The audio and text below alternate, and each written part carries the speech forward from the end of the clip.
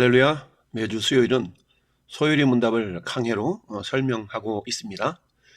오늘은 요한복음 3장 3절부터 8절을 중심으로 소요리 문답 29문과 제30문을 중심으로 해서 말씀을 전하도록 하겠습니다.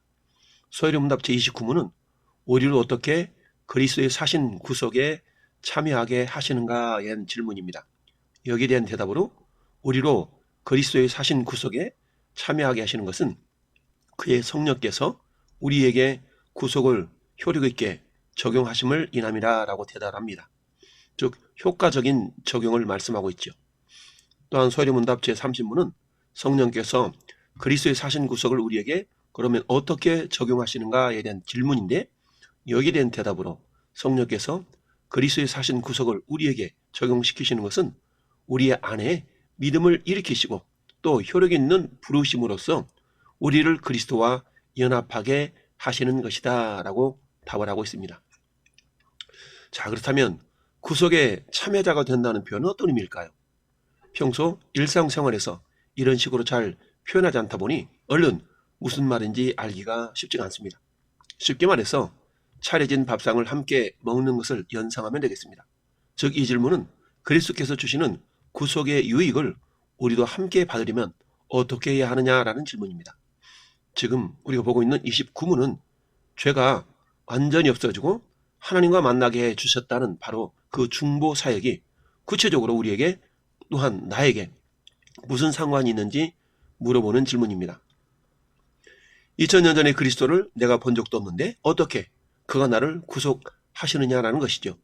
구속은 그리스도가 이루신 것인데 그렇다면 그리스도의 것일 텐데 그것이 나에게 어떻게 관계되느냐고 물어봐야 하는 것입니다. 많은 성인들이 자신의 수행과 득도를 통해 나름대로 어떤 해탈의 경지에 이를 수가 있습니다.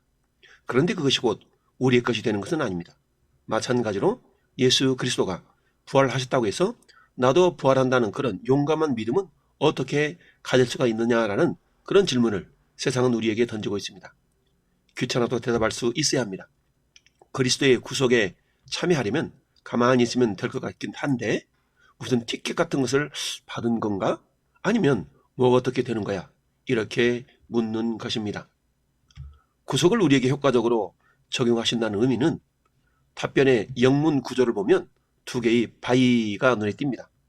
첫 번째 나오는 바이는 그리스도의 구속에 참여하려면 우리에게 효과적으로 적용되는 것이 필요하다라고 말합니다. 중보 유익에 우리가 참여하게 된 것은 무엇 덕분인가? 그것이 우리에게 효과적으로 적용되기 때문이라는 것이죠. 효과적인 적용이 무엇인지는 30문에서 자세하게 공부하게 됩니다. 그러나 간단히 언급하면 그리스도의 구속이 누구도 거부할 수 없게 사람의 상태나 자세, 수준 등의 영향을 받지 않고 제대로 적용된다라는 의미이죠. 그럼 그것을 누가 하면 되는 것일까요? 두 번째 나오는 바이는 그럼 어떻게 누구에 의해 이런 질문에 대한 대답입니다. 효과적으로 적용된다고 하는데 그렇다면 무엇에 누구에 의한 것이냐라는 것이죠. 그 답은 성령께서 그렇게 해 주신다라는 것입니다. 성령의 사역에 의해서 우리가 이 땅을 살고 죽고 부활하는 과정 속에서 우리에게 그리스도의 유익을 계속 주시는 분은 바로 성령 하나님이십니다. 이 중보 유익을 배우는 소요리문답 29문에서 38문까지는 성령의 사역에 대해서 배우는 것입니다. 성도 인생을 사는 문제, 삶과 죽음과 희로애락의 모든 것이 이제 성령 안에서 이루어진 것이지요. 그래서 우리와 하나님의 자녀가 아닌 사람들과의 가장 큰 차이라면 바로 이 성령께서 우리와 함께 계시느냐 그렇지 않느냐로 말할 수 있습니다. 종류가 다른 삶이 되는 것이죠. 성도와 불신자가 똑같이 하루 세끼 밥을 먹으며 사는 것 같지만 내용을 들여다보면 이렇게 분명한 구별점이 있습니다. 이것이 교회와 세상과의 차이이기도 합니다. 그런데 여기서 왜 갑자기 성령께서 등장하신 것일까요? 육문에서 삼위 하나님을 배울 때에 등장했던 성령께서 29문에서야 나타나는 것처럼 보이는데 그동안 어디 계셨던 것일까요? 지금 우리는 하나님의 작정에 대해서 배우고 있고 그 작정의 실행 중에서 섭리에 대해서 배우다가 여기까지 왔습니다. 우리의 죄에 대해서 허용하셨고 그 죄의 상태로 그냥 놔두지 않으시고 그리스도를 주셨습니다. 그동안 그리스도에게 초점을 맞추어 설명했다면 이제 이 단원부터는 성령께서 좀 더 분명하게 드러나는 부분입니다. 그렇다고 그동안 성령께서 쭉 놀고 계신 것은 아니죠. 언제나 삼위 하나님의 사역은 분리되지 않고 함께 하십니다. 삼위 안에서의 구분은 있지만 외부를 향해 드러나는 사역을 분리해서 행하시지는 않습니다. 다 함께 하셨지만 여기서 우리의 눈으로 볼 때, 우리의 관점으로 볼 때는 성령의 사역이 좀 더 분명하게 드러나는 셈이죠. 그리스도의 중보에 우리를 참여하게 하시는 일을 성령께서 하시는 것입니다. 물론 선택하신 분도 하나님이시고 문제를 해결해 주신 분도 하나님이시고 그것을 우리에게 적용하시는 분도 하나님이십니다. 하나님이 다 하셨다는 표현도 틀린 것은 아닙니다. 그러나 다 그렇게 하나님이시다라고 뭉뚱거려서 말하는 것보다 이제 삼위일체 하나님을 배웠으니까 성부 하나님께서 택하시고 성자 하나님께서 중보해 주시고 성령 하나님께서 우리에게 그 중보 유익을 적용하신다라고 말할 수 있어야 합니다. 소요리 문답을 배운 후로 우리가 이것을 써먹을 수 있어야 되겠죠. 우리가 이 땅을 살고 죽는 모든 과정, 희로애락의 모든 것에 성령께서 함께 하십니다. 이것을 바르게 아는 것이 우리 삶에 있어서 믿지 않는 자들과의 차별이며 유익이자 복입니다. 이어서 효과적으로 부르신 그 구체적인 내용이 궁금해지는데 그것은 30문에서 배우게 됩니다. 성령께서 함께 하시는지 잘 모르겠습니다라는 그런 물음을 간혹 하는 것을 보게 됩니다. 이런 표현은 성령에 대한 오해에서 기인한 것입니다. 예수님에 대해서는 우리가 익숙히 압니다. 눈, 코, 입 등의 모습이 그 우리에게 보이기 때문에 우리와 같은 인간으로 이 땅에 오셨다라는 걸 우리는 믿고 있죠. 그런데 성령은 도대체 눈에 보이지 않으니 여러 가지 오해가 생기는 것도 무리는 아닙니다. 보이지 않으니 확신도 잘 생기지 않습니다. 그러다 보니 내가 마음이 편안하고 만사가 잘 풀릴 때는 성령이 함께 하시는 것 같은데 그렇지 못할 때면 늘 의심이 생깁니다. 성령께서 잠시 어디를 나가셨나? 나가지 더러운 자에게 계실 리가 없지 뭐. 이렇게 좌절하는 것입니다. 이것은 대부분 성령을 에너지나 신비한 기적, 파워 등으로 생각해서 발생하는 오류입니다. 성령은 인격적인 하나님으로 우리와 친밀하게 교제하시는 분으로 생각해야 합니다. 저는 요즘 성령 충만하지 않아요. 라는 말을 할 때는 마치 성령을 배터리 충전하듯이 생각하는 경향이 있습니다. 실제로 대부분 그저 자신의 상태가 안 좋은 것이지 성령께서 안 계시다거나 뭔가 좀 부족하게 들어 계시는 것이 아닙니다. 자, 이런 오해는 우리가 거룩함과 성도다움에 대해서 자꾸 곁으로 드러나는 모습만 생각하니까 그렇습니다. 교회를 2주 혹은 3주 연타 빠지다 보면 성경도 잘 안 읽게 되고 목사님이나 성도들을 만나기도 싫고 그럴 때는 아, 나에게 성령께서 안 계시는구나 이런 생각을 하는 것입니다. 반대로 교회만 나오면 기분이 좋고 성도들 얼굴만 봐도 즐겁고 찬송을 부르면 뜨겁고 눈물이 나고 그럴 때가 있는데 이때는 아, 충만하도다 이렇게 생각하는 것이죠. 그러나 꼭 그런 것만은 아닙니다. 사도행전 2장에 오순절 사건이 있습니다. 초대교회 성도들이 모여서 기도할 때 불처럼 갈라지는 혀와 같은 것이 보이고 사람들이 방언도 하고 예언도 했던 사건입니다. 이날의 인상이 우리에게 굉장히 강하게 다가옵니다. 그래서 흔히 성령이 함께 하신다고 하면 그와 같은 일이 일어나야 하고 그런 모습이 보여야만 된다라고 생각하기 쉽습니다. 오순절 때처럼 어떤 뜨거움이 있어야만 성령이 함께 하시는 것으로 오해하는 것입니다. 그래서 기도회나 기도원에 가보면 성령이 오시옵소서 이런 구호가 많습니다. 그런데 이런 표현은 마치 성령께서 지금 안 계신다 싶으니까 막 오시라고 부탁하는 것으로 오해할 수가 있습니다. 그러나 성령께서 지금 우리와 함께 하고 계십니다. 어디를 나다니시는 그런 분이 아닙니다. 그래서 기도할 때 오순절처럼 성령이 오소서 이렇게 기도하는 것은 잘못하면 오해하기 쉬운 표현인 셈인지요. 물론 초대교회에서도 창조의 영이여 오소서라는 기도를 드렸다고 합니다. 그러나 이것은 하나님의 영이시기에 매 순간 그분의 오심을 구한다는 측면이 있습니다. 우리도 그런 의미에서 오해하지 않고 기도를 드리고 찬송도 불러야 합니다. 그렇다면 오순절 사건은 무슨 의미일까요? 그리스도께서 우리 중에 성령을 선물로 보내주셨고 이제 우리에게 권능이 있되 개인적으로서가 아니라 교회로서의 권능이 있는 것입니다. 그런 의미에서 오순절 사건은 너희들이 이제 교회로서 할 일이 무엇이라는 것을 보여주기 위한 한시적으로 주신 일종의 쇼케이스라고 볼 수 있는 것입니다. 이제 너희들이 경험하고 받은 것으로 모든 사람들 가운데 알려졌기 때문에 교회다운 모습으로 잘 서가라라는 뜻에서 그런 흥분과 기쁨의 사건을 경험하도록 하신 것입니다. 특별히 유아적이던 초대 그런 교회에 주었던 그런 교육이었던 셈이죠. 오늘날에는 그런 낮은 수준의 방식이 아니라 성령께서 주로 말씀을 통하여 일하십니다. 특히 공적 권위를 획득한 말씀 사역자에 의해서 교회에서 가르침으로써 일하시는 것입니다. 오늘날 신앙이 죄다 개인주의가 되면서 마치 각자가 믿는 성령님이 따로 계시는 듯한 그런 안타까운 현실을 볼 때 지금 배운 이 사실을 머릿속에 담아두는 것이 매우 중요합니다. 그러면 오늘날에도 항상 오순절 사건 같은 뜨거운 모습이 반복돼야 할까요? 물론 그렇지 않습니다. 요즘 주위에 전도를 해보면 복음을 듣는 자마다 모두 방언을 하고 불을 받고 막 뒤집어진다든가 그렇지 않습니다. 대부분 귀찮다라는 반응을 보이거나 잘하면 끄덕끄덕하는 정도이지 별 반응이 없습니다. 그렇다고 해서 성령의 사역이 없구나라고 판단해서도 안 됩니다. 이 개념 오해하는 것은 최근의 문제가 아닙니다.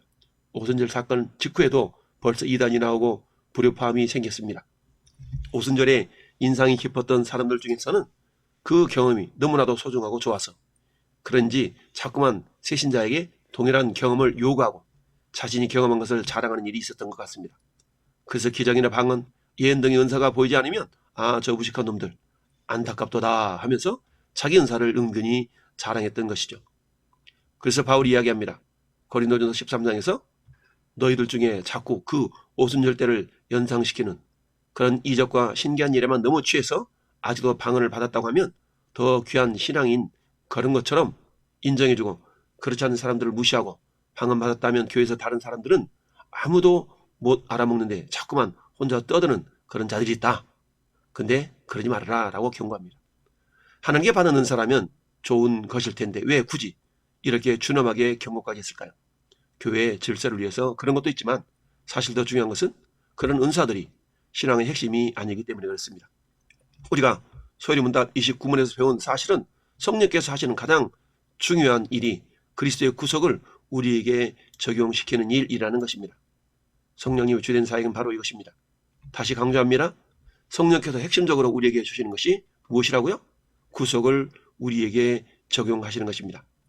이어서 제30문을 살펴보겠습니다. 소리 제30문은 성령께서 그리스도에 사신 구속을 우리에게 어떻게 적용하시는가에 대한 질문입니다. 이것은 성령께서 그리스도에 사신 구속을 우리에게 적용시키는 것은 우리 안에 믿음을 일으키시고 또 효력 있는 효과적인 부르심으로 우리를 그리스도와 연합하게 하시는 것입니다. 30문은 29문에서 공부한 성령의 핵심적 사역, 즉 우리에게 구속을 적용시킨다라는 것을 더욱 자세히 질문하고 있습니다.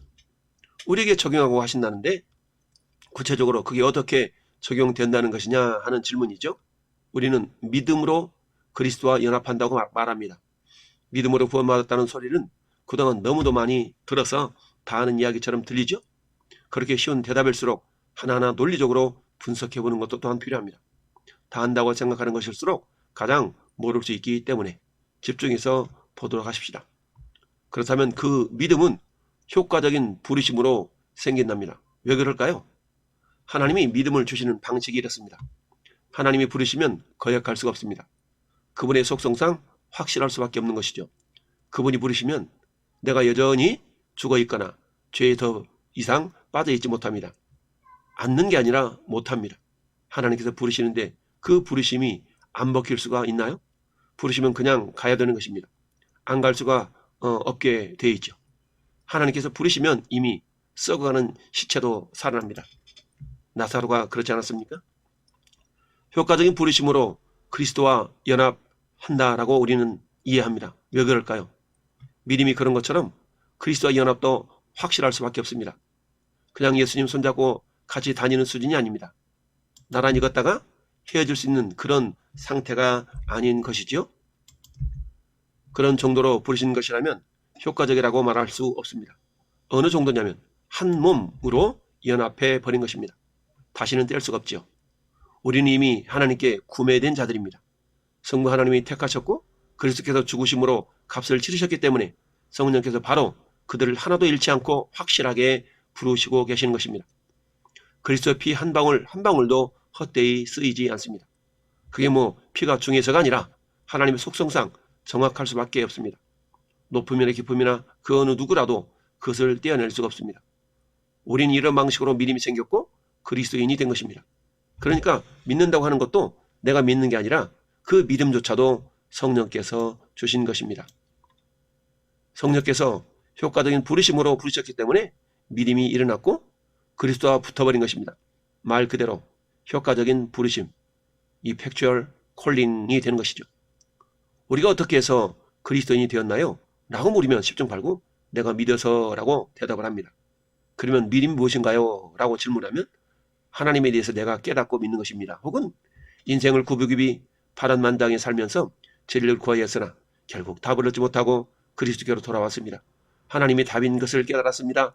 라고 못들어진 표현을 하기도 합니다. 그러나 이런 건 아무리 멋있어도 정확한 대답이 아닙니다. 그것은 자기 입장에서 표현일 뿐이고 실제로 그가 인생을 뺑뺑이 돌다가 결국 이렇게 돌아오게끔 하시는 분이 성령님이신 것이죠. 이 부분을 악착같이 정리해 주지 않으면 금세 내가 믿는 신앙이 되고 살기도 내 마음대로 살곤 하는 그런 신앙이 될 수밖에 없습니다. 이제 누가 물으면 성령의 효과적인 부르심으로요 라고 대답하면 됩니다. 하나님께서 부르셨어요. 어린아이 대답 같지만 정답입니다.